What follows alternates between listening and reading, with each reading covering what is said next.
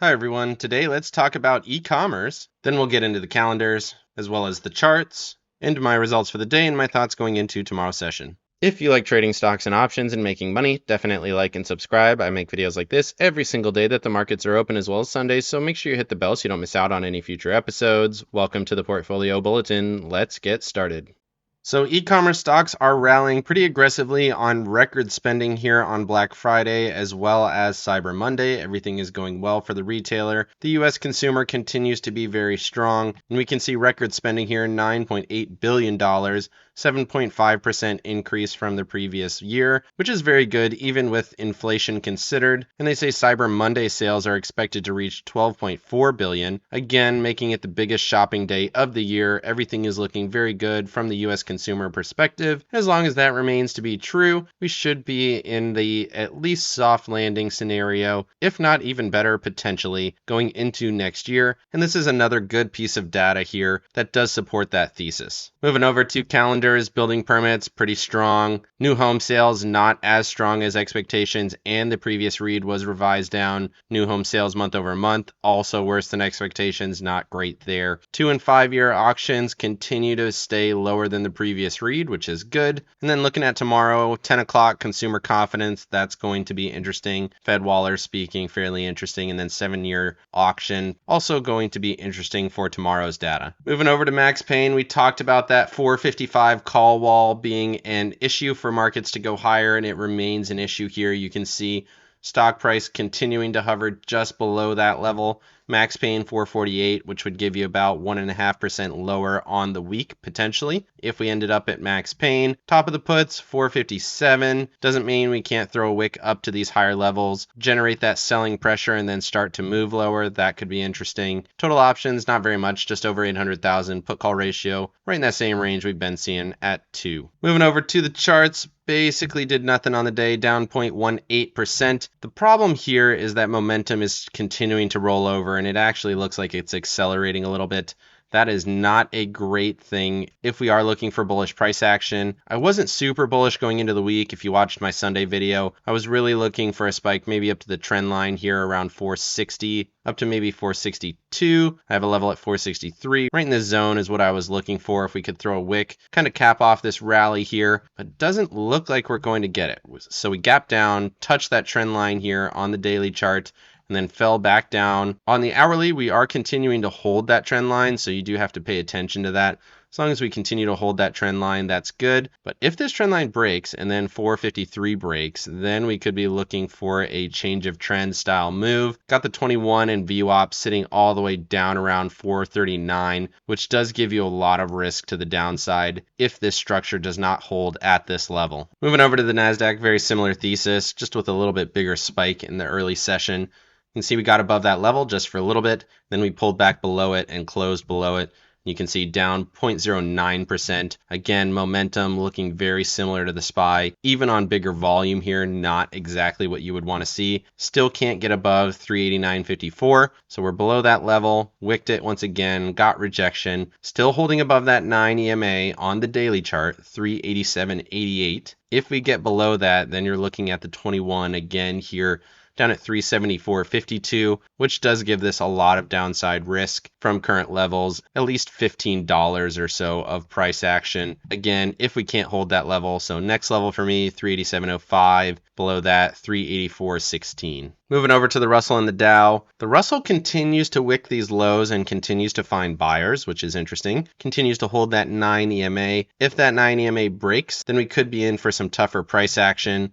Again, 21 and VWAP sitting around this level here at 172.60. That could be an interesting level if we rally up, pull back, hold a higher low, rally through. That would be very bullish. But if it's going to hold here, it needs to get above 179.17, hold above that level. And then just behind that, I have trend at 180.10, and then the 200 SMA sitting at 180.65. So quite a bit of resistance in this zone.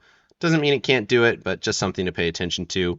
And then looking at the Dow, inside candle, doji right at the level, 353.62, can't get above it. Did wick through it, got rejected. 9 EMA sitting all the way down at 351.13, just above my level at 350.92. And And again, if that breaks, 21 sitting all the way down at 343.10, momentum continuing to step down, RSI showing a little bit of weakness here. Still a bull trend, but definitely some risk. Moving over to Apple and Tesla. Apple down again, 0.09. Exactly the same as the NASDAQ. Interesting, but look at this momentum histogram. You can see it is rolling over pretty aggressively. Does seem like we are going to get a pullback here pretty soon. We are up after hours, so you still have to watch the levels. 189.96, we're above that after hours. If it can hold above there, then we'll be in good shape. Maybe the news about the retailers and the really strong holiday sales is going to prop up markets. That could be interesting. Absolutely could catalyze us to the upside. If we don't get that catalyst, then potentially this is going to follow through here. We're also below the SMA on RSI, which is not great. Typically, once that happens, you can see something like this where we get a continuation down to that oversold condition, bottomed out, and then we got to rally up into overbought conditions. And sure enough, we are still in those overbought conditions here.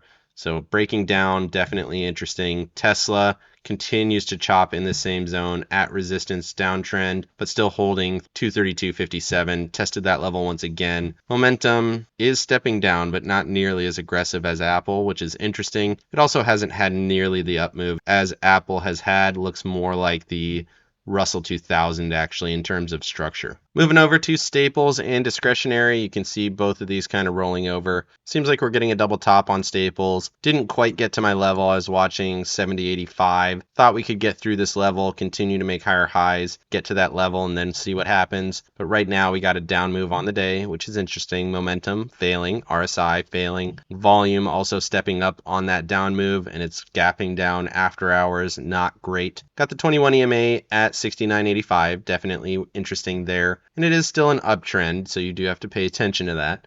But right now, momentum showing a little bit of weakness. And then looking at discretionaries just for a moment, these are basically not doing anything. Slight up move on the day, but now we're down on this last candle. Touched the 21, held that level, bearish momentum. Lots of contradicting signals here, not giving any kind of clear direction. Levels 166.78 to the downside and 170.68 to the upside. Moving over to communication and semiconductors, you can see a very similar structure to Apple and to the NASDAQ. Super aggressive move, kind of chopping in this zone. Didn't quite get to my level. On communications, I would have been watching for 72.06. We didn't quite get there. Might be worth moving that level here. You can see we did get to this high from 5 April of 2022. I was watching this kind of neckline here from February of 22, but you can see these pivot lows going back to March of 21 as well as the end of March of 21.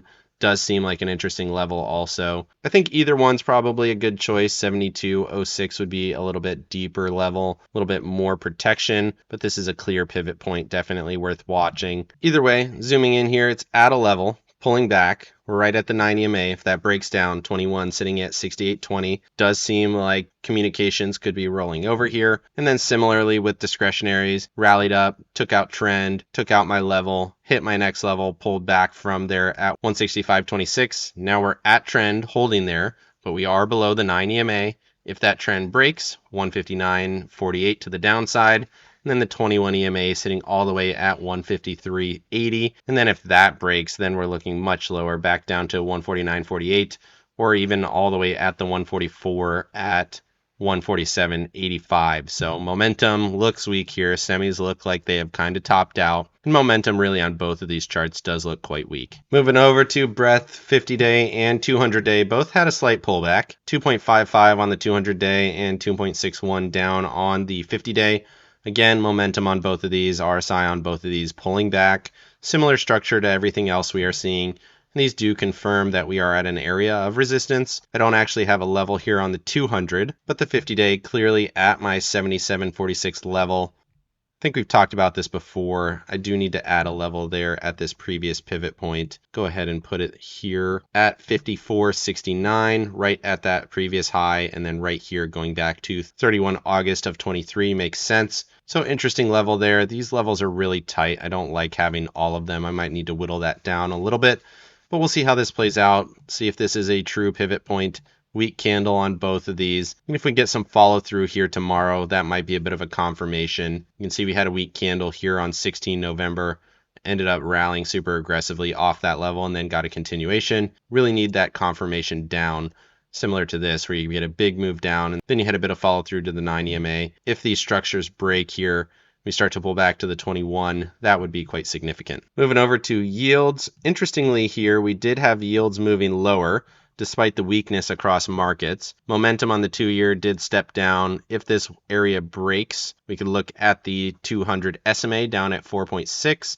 That would be interesting. You can see that big red candle here on the 10-year yield also looking weak, but momentum still swinging towards that bullish side, which is interesting. Clearly a downtrend. Got the 921 and 55 EMAs stacked on top of each other, still well above that 144, so we're kind of consolidating between the shorter term EMAs and the longer term ones, but we are trending towards that longer term EMA. We have not gotten there yet. You can see we did break this downward wedge to the upside, but then we got that big bearish candle, and if we do get a confirmation lower tomorrow, that could say that yields are going to be moving lower, but right now it does seem to be holding in the same area, so definitely something to watch at a critical level here for the 10-year yield for tomorrow's session. Moving over to the dollar continues to accelerate to the downside. We got a big bearish candle on Friday, got a confirmation candle again here today, 3 bearish candles in a row on the daily chart.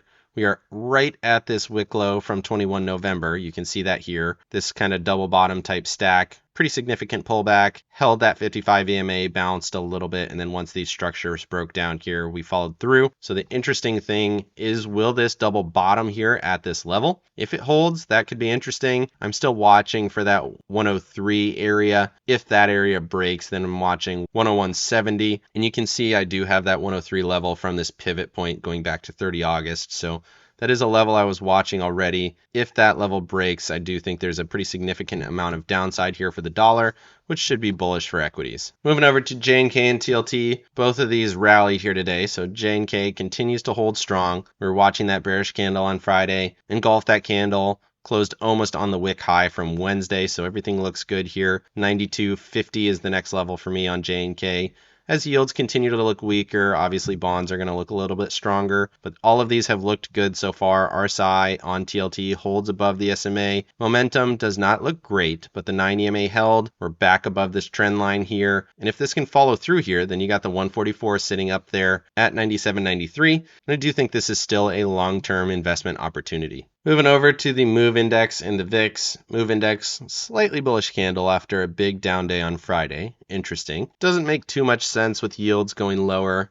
Maybe there was a little bit of hesitancy early in the session. Interesting. Looking at the VIX, gap up, fell throughout the session, but still held above the previous close. So tried to hold above 1275, couldn't do it, got back below it here. Interesting. Still watching 1177. I think if we get back into that area, that would be an interesting area where we could bottom. Don't know necessarily when or how that's going to happen, but RSI not oversold yet, momentum not showing much of anything, and starting to consolidate here on the VIX. We've talked about this before. Consolidations on the VIX can take a long time. We were in this area from like 6 June all the way up until 1 August, so long consolidation with a kind of peak here before we started getting bigger price swings. And if the VIX continues to stay low here, that's typically a bullish environment for equities. Moving over to my accounts, you can see it says I was up $34, but I think I was down about $34, so interesting. But otherwise, I rolled out that 179 call for 96 cents. Out to Wednesday, was down a little bit on the shares, but hopefully I can make that back over this next expiration, and then haven't made any changes on my Qs positions. They didn't move very much. Despite a pretty strong wick to the upside, I didn't make any adjustments. Markets looked hesitant to the upside. I didn't think we were going to see any breakouts, and sure enough, we did see a rejection on that up move, so I didn't do anything with it. I actually almost considered rolling down and in my calls a little bit to try to give myself a little bit more protection. I still do have quite a bit before we hit my strikes, but like I said, across the NASDAQ and big tech, it does seem like we've lost momentum to the upside and that there's quite a bit more risk than opportunity, at least in the short term. Let me know down in the comments section what you think of this holiday season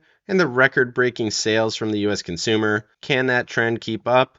Or will we start to see pullbacks early next year? Definitely like and subscribe if you got any value out of this video, and make sure you hit the bell so you don't miss out on any future episodes. Of course, none of this is financial advice. This is all for entertainment purposes. Good luck in your trading and have a great day.